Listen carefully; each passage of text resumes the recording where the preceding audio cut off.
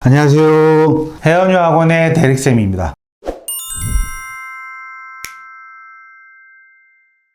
오늘은 어제 했던 내용을 좀 연속적으로 말씀을 드릴 예정입니다. 국제학교 10학년 올라가는 학생들, 아니면 현재 10학년 있는 학생들이 어떤 준비를 해야 우리가 생각하는 이 마라톤이나 긴 레이스에서 이기는 학생이 될까요? 그 부분 좀 말씀드릴까 합니다. 오늘은 이제 10학년 올라가게 되면 좀 나뉩니다. 즉, 나는 IB 디플로마로 올라가겠습니다. 나는 그냥 SAT AP 전형 올라가겠습니다. 저는 A레벨로 올라가겠습니다. 이런 세 부류로 나눠집니다. 이 부분이 10학년서부터 이걸 좀 나눠서 설명드릴 필요가 있어요. 그러면 먼저 AP 과정 아이들을 먼저 말씀을 드리도록 하겠습니다. 보통 AP 과정에 올라가는 친구들은 10학년 정도 되면 두 과목에서 많게는 4과목 정도 듣습니다. 근데 평균적으로 2과목 정도 이수하는 것 같습니다. 수학의 경우 뭐 학교에 따라서 A, B가 개설되어 있는 학교도 있고 그렇지 않은 학교가 있는데, 저 생각에는 학교에 만약에 AP 과정이 개설되어 있다면 학교 과정 잘 따라가시는 게 가장 좋습니다. 그러면 제일 많이 고민하시는 부분 중에 하나가 SAT를 언제 시작해야 될지 고민을 하십니다. 10학년 때. 그러면 9학년 때도 제가 말씀을 드렸지만 항상 말씀드리는 거지만 내 아이의 영어 객관적인 상태를 파악하셔야 된다는 거예요. 영어 실력 객관적으로 파악을 어떻게 해야 되나요? 당연히 AP 하는 친구들이라 한다면 토플로 체크하시면 됩니다. 토플 25점 내외, 그거를 맞는다 오케이입니다. 대신에 이걸 딱 준비해 시험 맞는데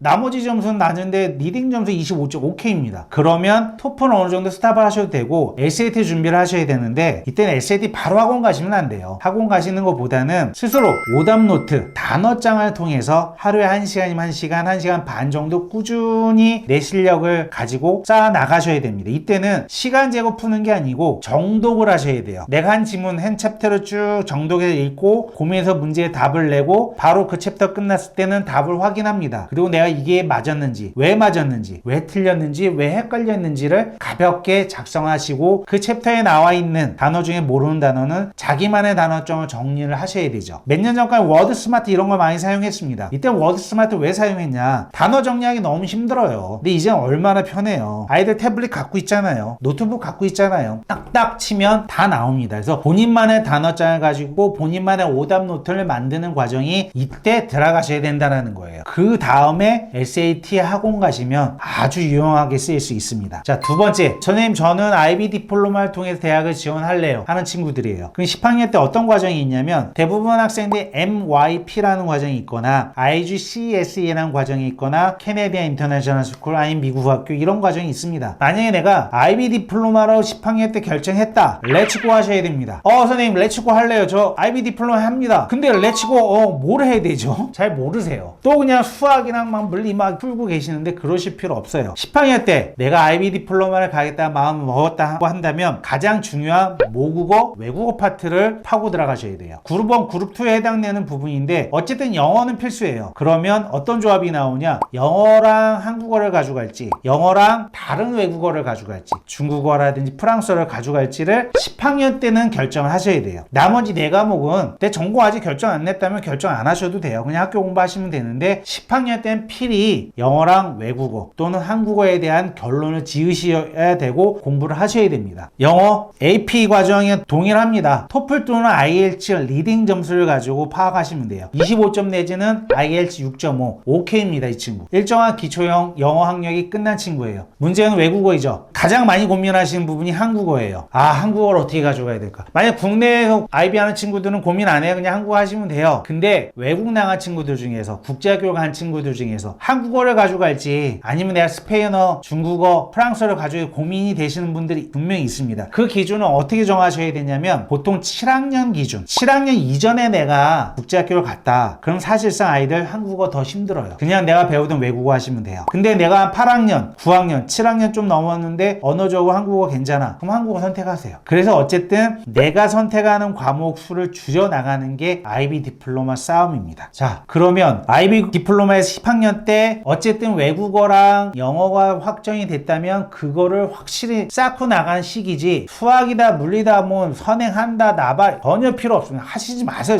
제발 부탁드릴게요. 영어, 외국어만 결정되시고 파 나가셔야 돼요. 만약 예를 들어서 내가 중국어 선택했다. 중국어 기준으로는 HSK 5급 등급 200점 이상이면 오케이입니다. 이 친구 11학년 12학년 올라갔을 때 고생 안 해요. 델프라든지 JLPT라는 일본 시험이 이런 인증 시험을 가지고 내 위치가 어디 있는지를 외국어는 항상 파악하셔야 된다라는 거예요. 한국어로는 사실상 파악하기 좀 힘들고요. 이렇게 IB 디플로마를 정리하면 될 것 같고요. A레벨 정리해 드릴게요. A레벨에서 말하면 지금 10학년 13학년 제도에서는 11학년에 해당되는 학생들이에요. 선생님 저는 A레벨로 대학 가기로 결정하셨습니다. 그러면 대부분 아이들은 IGCSE라는 시험을 볼 겁니다. 10학년 11학년에 아주 중요한 시험이에요. 이걸 마치고 그 다음 해에는 AS 레벨 그 다음 A2 레벨로 올라가겠죠. 여기서 좀 이해하셔야 되는 거는 영국 시스템에서는 학교장이 주는 학교 선생님 주는 내신 성적이 그리 중요하지가 않습니다. 왜냐하면 IGCSE라는 거는 10학년 11학년 AS 레벨은 12학년 A2 레벨은 13학년 때 시험 보는 거기 때문에 공인 시험을 각각 계속 봅니다. 그래서 그 성적을 가지고 오퍼를 주거나 입학사정에 활용한다라는 거예요. 예를 들어서 여러분들 A레벨 하시는 분들 잘 아실 거예요. 아이가 선택할 수 있는 과목이 3과목 내지 4과목밖에 없고 뻔합니다. 수학, 물리, 화학, 포도매스 뭐 4가지 많이 해 4가지 아니면 이콘 하나 논다든지 5개 중에 한 선택을 하시는데 결국에는 IGCSE를 통해서 나머지 사회 과목이라든지 영어 과목이라든지 제2외국어 과목의 능력을 평가한다라는 거예요. 그러니 지금 현재 IGCSE가 얼마나 중요한 시험입니까? 그리고 IGCSE를 타고 올라간 친구라고 한다면 IB 디플로마에도 우수한 성적 나오고요. A레벨에도 우수한 성적이 나오니 지금은 A레벨 하는 친구라 한다면 집중해서 IGCSE를 모든 걸 몰빵하시면 됩니다. 물론 거긴 퍼스트 랭귀지는 세컨 랭귀지로 영어를 하고 있고 외국어를 하고 있으니 다른 토플이라든지 IELTS를 솔직히 안 하셔도 되죠. 이 시기에는. 이렇듯 학력 평가 요소에 따라서 10학년 아이들이 뭐 준비하는지 정리했다면 공통 부분 되는 부분이 있겠죠. 그게 액티비티나 봉사활동이나 클럽 활동입니다. 자 보시면 아무리 욕심 많은 친구라 하더라도 10학년 정도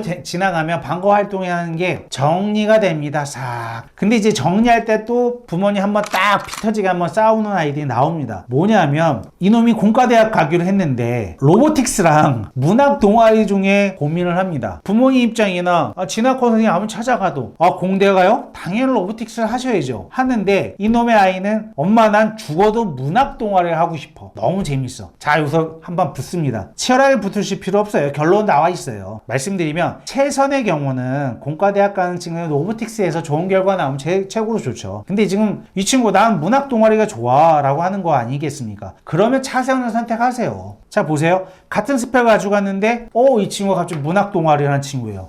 눈이 가죠. 입학사정관 입장에서는 왜 이 친구가 문학 동아리를 했고 그 안에서 어떤 자기 개발을 하고 어떤 문제 해결했는지 보고 싶을 겁니다. 차선을 선택했지만 나중에 보면 최선의 선택이 될 수도 있다라는 거예요. 그러니 싸우실 필요가 없어요. 그걸 어떻게 만들어 나가냐에 따라서 차선이 최선도 될 수 있다라는 얘기고요. 가장 중요한 부분은 뭐냐면 방과 활동을 어머님이 하실래요? 아니죠. 학생이 하잖아요. 그러니 학생한테 맡기셔야 된다라는 거예요. 그러면 어쨌든 봉사활동에 이런 부분 다 해결됩니다. 10학년도. 여름방학 스케줄 나옵니다.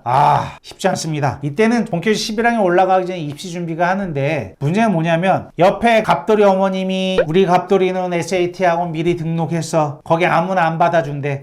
우리 갑순이는 IB 디플로마 어느 학원 갔는데 이미 마감됐대. 우리 신청했어. 그러면 이제 마음이 또 쿵당 그러지 마세요.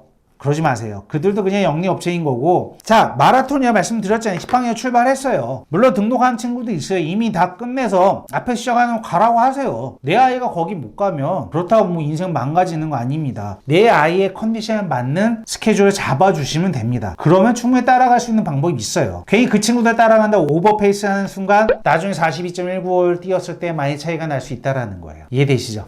내 아이가 뭐 SAT를 하든 IB 디플로마를 하든 뭐 A레벨 하든 방학 때 스케줄은 나름대로 정리가 될 것 같습니다. 저 어떤 말씀을 드리는지 각 과목을 하시는 분들은 다 이해가 되실 거예요. 자, 그러면 10학년 때 무엇을 준비해야 될지에 관한 내용을 마무리 짓도록 하겠습니다. 감사합니다.